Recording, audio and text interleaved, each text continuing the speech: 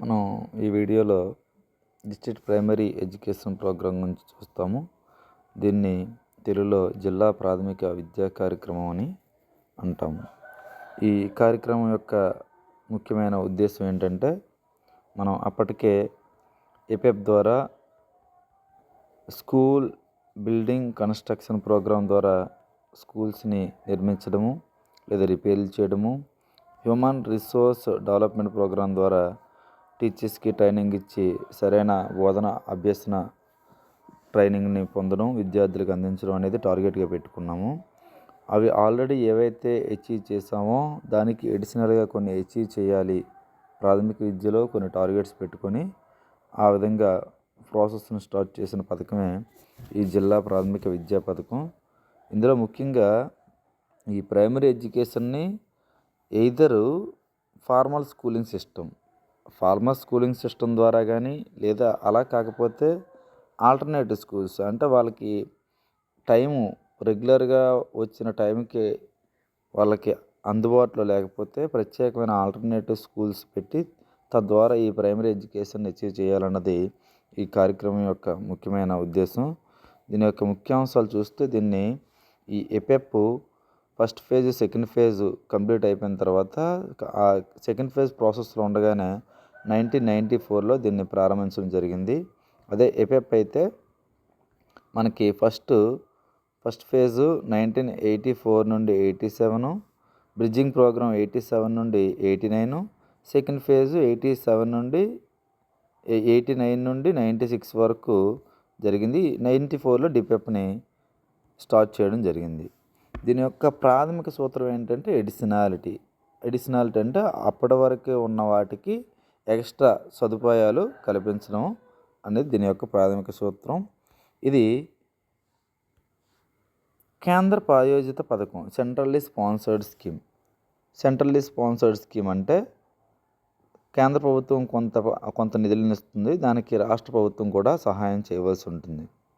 ఇది విద్య అనేది ఉమ్మడి లిస్టులో ఉంది కాబట్టి రాజ్యాంగంలోనే చాలా వరకు విద్యకు సంబంధించిన ఏ కార్యక్రమాలైనా సరే సెంట్రల్లీ స్పాన్సర్డ్ స్కీమ్స్, కేంద్ర ప్రాయోజిత పథకాలే ఉంటాయి.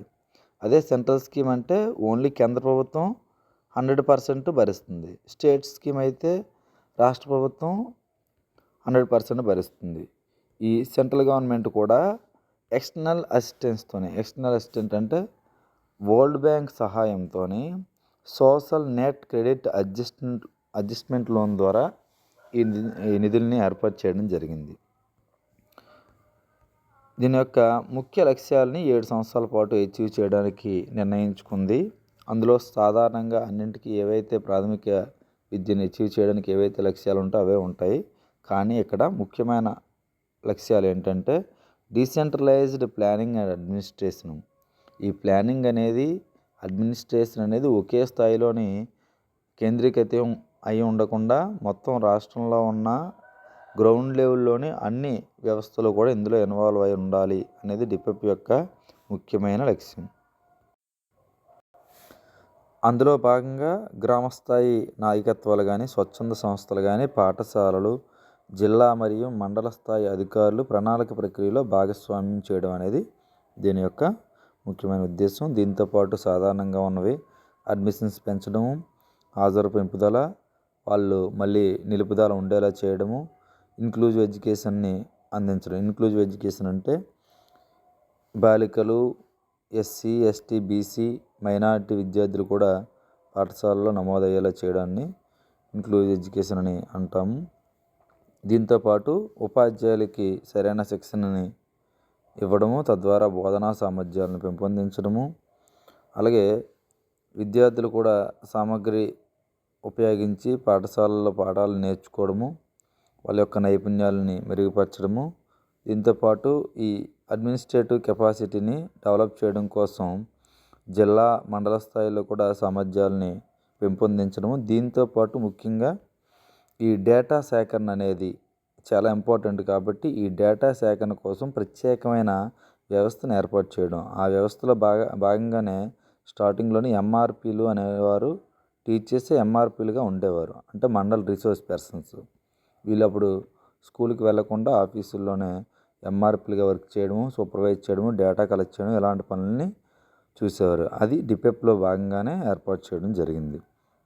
ఈ డేటా వల్ల పాలసీలు ఏర్పాటు చేయడానికి సరైన పాలసీలు నిర్మించి తద్వారా గ్రౌండ్ లెవెల్లో ఇంప్లిమెంట్ చేయడానికి ఆ డేటా అనేది చాలా ఇంపార్టెంట్ అయిపోయింది. నెక్స్ట్ డిపెప్ ముఖ్యమైన లక్ష్యాలు మనం ఆల్రెడీ చెప్పుకున్నట్టుగానే అనియత పాఠశాలల ద్వారా ఈ ప్రాథమిక విద్యను అందరికీ అందుబాటులోకి తీసుకురావడము. నెక్స్ట్ ఇందులో ముఖ్యంగా చెప్పుకోవాల్సింది డ్రాప్అవుట్ రేటు, ప్రైమరీ ఎడ్యుకేషన్లో డ్రాప్అవుట్ రేట్ ఏదైతే ఉంటుందో అది 10% కన్నా తక్కువకు తీసుకురావడం, అది ముఖ్యమైన టార్గెట్. దీని తర్వాత అందరు విద్యార్థులు స్కూల్లో జాయిన్ అవ్వడమే కాకుండా ప్రాథమిక విద్యని ఎట్టి పరిస్థితుల్లో అచీవ్ అయ్యేలాగా చేయడము.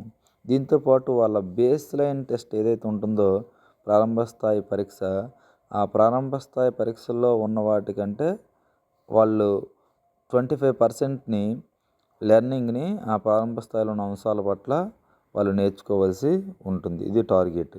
దీంతోపాటు ఇతర సబ్జెక్టుల్లోని అన్నీ కలిపి మిగతా సబ్జెక్టులతో కలుపుకొని 40% నైపుణ్య సాధనని సాధించేలాగా డిపెప్ టార్గెట్గా పెట్టుకుంది. ఈ డిపెప్ యొక్క విస్తరణ ఏ విధంగా జరిగిందంటే 1994లో 41 జిల్లాల్లో, దేశం మొత్తం మీద 41 జిల్లాల్లో మాత్రమే ఇంప్లిమెంట్ చేయడం జరిగింది. కానీ తర్వాత దీన్ని 18 రాష్ట్రాల్లో 271 జిల్లాలకి దీన్ని స్ప్రెడ్ చేసి అక్షరాస్యతని, సరైన మౌలిక సౌకర్యాలని అందించడం జరిగింది. ఇది డిపెప్ యొక్క ఇన్ఫర్మేషను. దీంతోపాటు మనం తెలుసుకోవాల్సిన 2 పదాలు ఏంటంటే యూనివర్సలైజేషన్ అంటే సార్వజనీన విద్య. సార్వజనీన విద్య అంటే అన్ని రకాల కులాల వాళ్ళకి, మతాల వాళ్ళకి, లింగం ఇంకెలాంటి భేదాలు లేకుండా అందరికీ అందుబాటులో తీసుకురావడమే సార్వజనీన విద్య అని అంటాము. ఇంకొకటి ఏంటంటే జీఈఆర్ అంటే gross enrolment ratio. Gross enrolment ratio అంటే అర్థం ఏంటంటే ఇప్పుడు ఫర్ ఎగ్జాంపుల్ 6 నుండి 14 సంవత్సరాలు గల పిల్లలు ఒక రాష్ట్రంలో డేటా ప్రకారం 100 మంది ఉంటే అందులో 60 మంది మాత్రమే పాఠశాలలో చేరారు, మిగతా వాళ్ళు చేరలేదు. అప్పుడు గ్రాస్ ఎన్రోల్మెంట్ రేషియో ఎంత అవుతుందంటే 60% అవుతుంది. దీన్నే జీఈఆర్ అని అంటాం.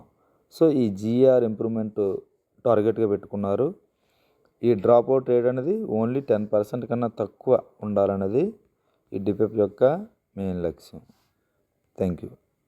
అలాగే దీని funds 85% central government, state government 15%. ఈ సెంట్రల్ గవర్నమెంట్ వరల్డ్ బ్యాంక్ అసిస్టెన్స్తోని social net credit adjustment loan ద్వారా దీన్ని ఫండ్స్ పూల్ చేయడం జరిగింది. Thank you.